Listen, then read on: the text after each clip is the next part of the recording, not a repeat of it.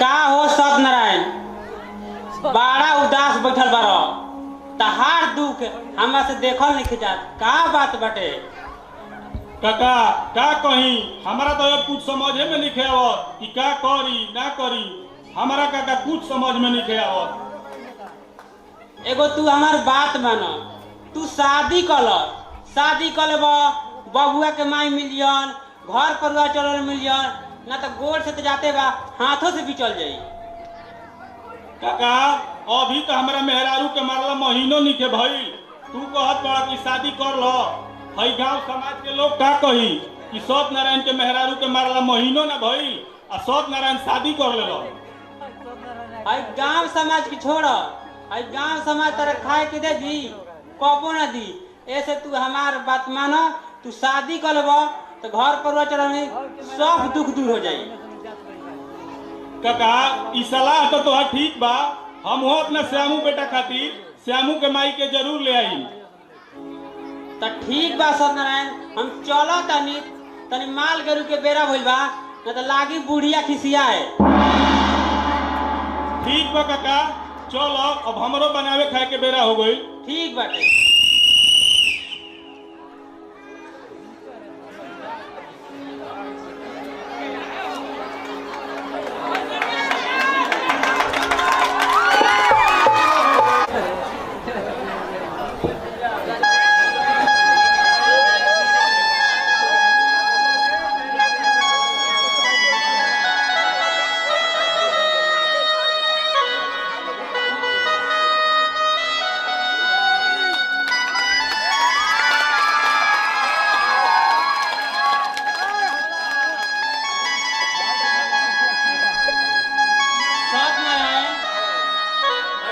बबुआ के आज उनका हाथ में दे दो आज ले एक माई ये है।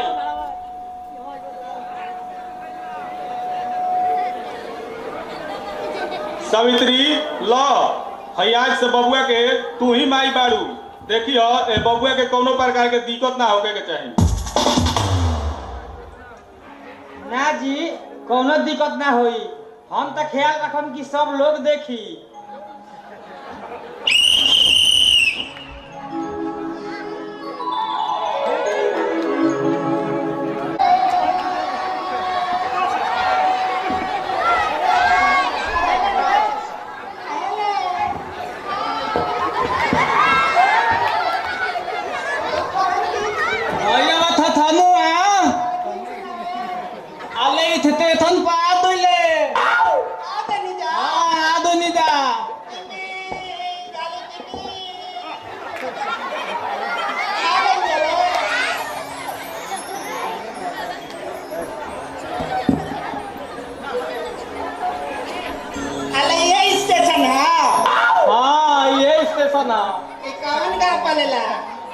बनारस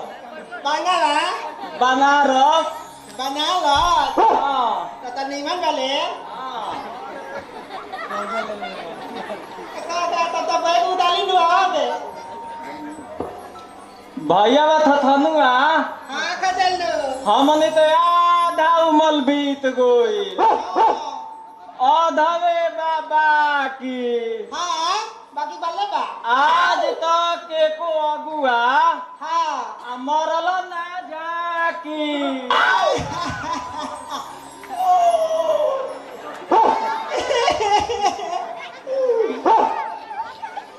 मनियो बजाया तला ए बोलम बाबा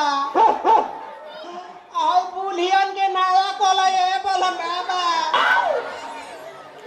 अन्ना तो हमनी दोनों भाई थे नहीं जटे बाची आना पनी अच्छा खखनुआ हां बोल तू ही बताओ हां ती तोर मन तोर लबिया करते अले ई कोनो पूछे वाला बात बा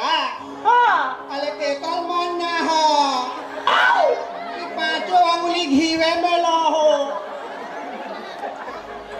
बाकी का बोले कले हमनी का पीछ मत कर तो ओठबा अरे तिथि मत ता दोथ बा हां दोथ हमनी के बाबू ते बा ती अपने बियाह कर लेलो आ हमनी तो अभी ताकते बानी दा। हाँ, ठीक कहा चले अब कई है जोन पकड़ने वाले भैया बा। हाँ हमनी तो दूना ईदी में 10 बालो छान के हो गनी जा। हाँ अन्ना छोड़िए भाई अन्ना बिया हवे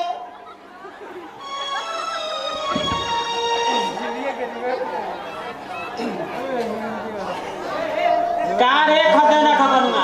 पढ़े ना बुलासन। ताता कलाम खुश रह खुश रह पाला ना खुश रह खुश रह। ताता हमलो ते दोल ला दो।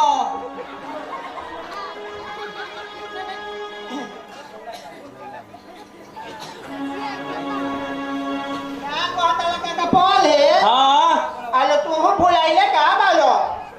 ए बेला तो ना होगा। अच्छा हम ना जानत रही। हाँ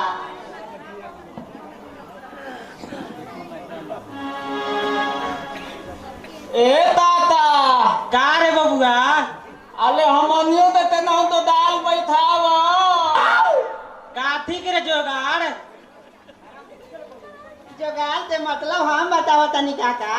काथी बताओ। जोगाल ते मतलब ये बा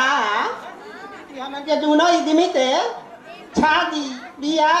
चलवा दो ये तो जोगाल हो। हाक बुर्बक होती अति बात तनिक शादी बियाह कर बस रे। अरे तो थादू बियाह तो फेला में ना लही तो ता तली दा आता तो बानी खामे तो सुनला ना रे बबू तनी सुनाओ तो। एही थे तहल डाला भैया बोता होते तो बनाल थे आ लीठ पाल ते बोले खाल थे थथनुआ हाँ भैया का दे लो तनी ताता तो बताओ तो था मतल पे बाले में काका छमा चली है बोलू है कि हड़तम पे आवे वाला बा। हड़तम जाने लो आले भूकंप के मौसी के लड़का हो उ आई नो छबे को वही में दिल के मोल जाई तो यही से हमनी के दोनों भाई सोचनी हजा कि हमनियों के छाती बियाह के लगा दे तो हमनियों के जान देती जनू कि बियाह के छूख का कहा ला अना तो कहीं मोल जाएंगे तो का बुझाई। ठीक बा तोहनी के बारे में हम सोचम। हम चलो तनी ना तो भूकंप आ जाई। जो जा तारे तो जो जा बाकी एकला के छिलियस में छोची हो। भैया थथनु हाँ खदेलो है थोल दुलिया दाली आथे छोड़ देनी आ उठाओ लबनी के ताली आथे आ दूध धोत मार लिया ता देव तो ना बात ते ले आई बनी आ मालो जाओ चापते तल चल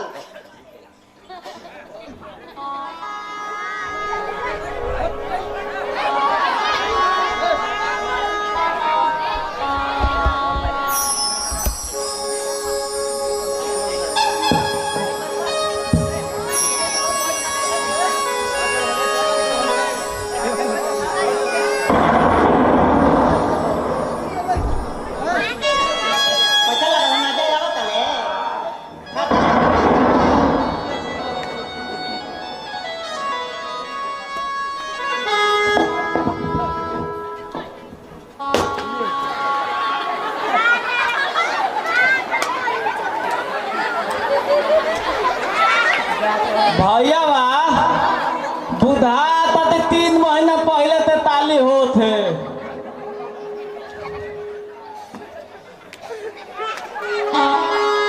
थथनुआ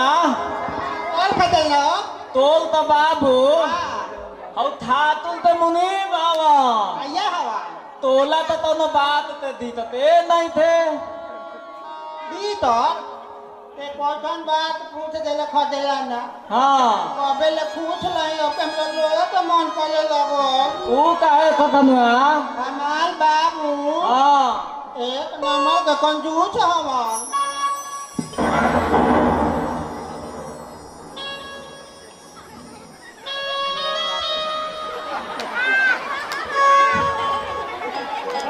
ऊ जाना ले ना आज तो ले हाँ एगो लोपिया ना देलो कि हइले थथनुआ हाँ थैनियो थई है हाँ हां देख हमर तही चुनौती धन धना दिया भैया हां तू तो हमारा मुंह के दांते छीन ले ले वैसे कि हमारो बाबू 2 नंबर के कंजूस हवन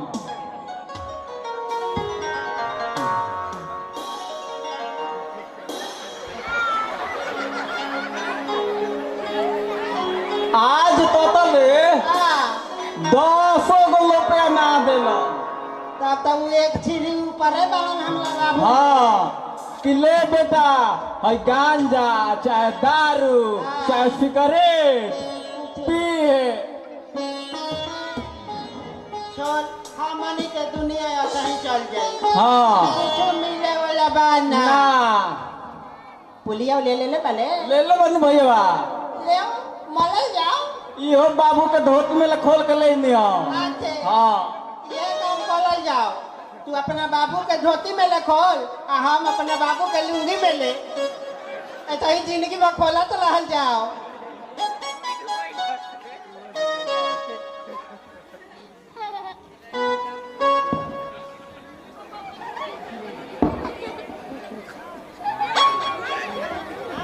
भैया थथनो बोल खजलना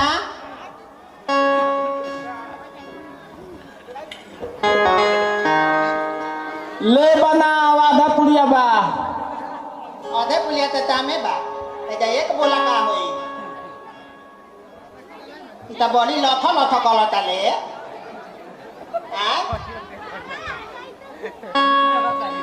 मैं 6 जन के लाछा का तोले वाले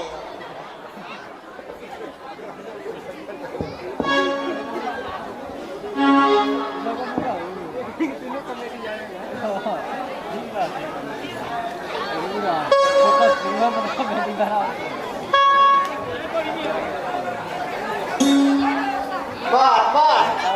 देर बस मत फट गई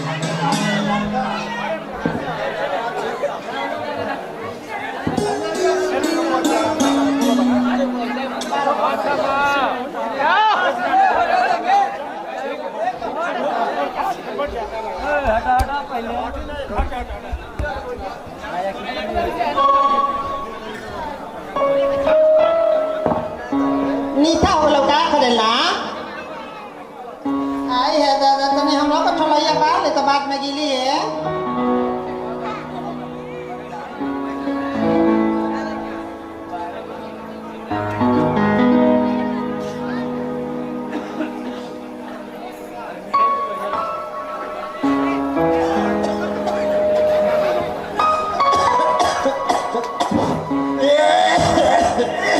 काहे थथनुआ एक तो बात बताई हाँ बताओ मैं पियले तो चलो धुआं पी गोता धुआं हां अरे तो धुआं ना फेंकला तो का फेंकल जाला मैं तो धुआं पी देला गांजा पियबे तो धुआं न फेंकबे कि पानी फेंकबे हां मैं कहता था कि डीजल भी गेला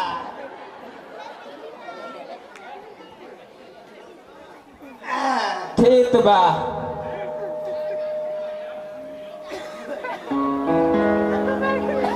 अब तलल दाव हमनी तो इजले एक लाही पे पियब हाँ हाला कर दिया तो छातियो बियाह ना होई हाँ शादी ब्याह हमनी तो ना होई ये तो पियो कल हो हाँ ए तो अगवा नहीं हो चल होने मौलाई में पियल जाई और लोटा में बैठ के ले तो ये सन के लइतवा